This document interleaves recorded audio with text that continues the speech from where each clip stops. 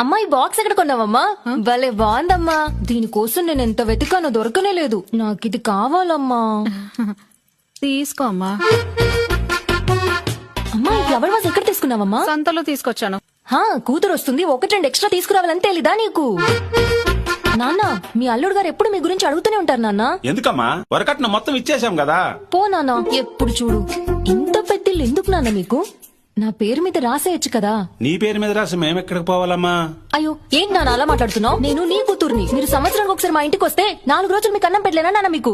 తప్పు నీది కాదమ్మా, నిన్ను కన్నాం చూడు, అది మా తప్పు. నాన్న చెప్పడం మర్చిపోయాను, నీ మనవడెప్పుడు తాత తాత అని ఎప్పుడు నీ గురించే కలవరిస్తూ ఉంటాడు నాన్న. బంగారమమ్మా నా మనవడు. అదే బంగారాన్ని ఇక్కడ తీసుకొచ్చి పెడతాను. కాస్త డిగ్రీ వరకు చదివించండి నాన్న. అక్క షర్ట్ ఐరన్ చేసి పెట్టాను చూసావా? రేయ్ నేను చూడలేదురా. అదా మీ బాబా ఫేవరెట్ కలరు, బామ్మర్ది గిఫ్ట్ గా ఉండని అని నేనే తీసుకున్నాను. అమ్మా అమ్మా అమ్మా అమ్మా నాన్న, మీ ఇద్దరిని వదిలి వెళ్ళడానికి నాకు మనసు రావడం లేదు. వచ్చే వారం తొందరగా వచ్చేస్తాను.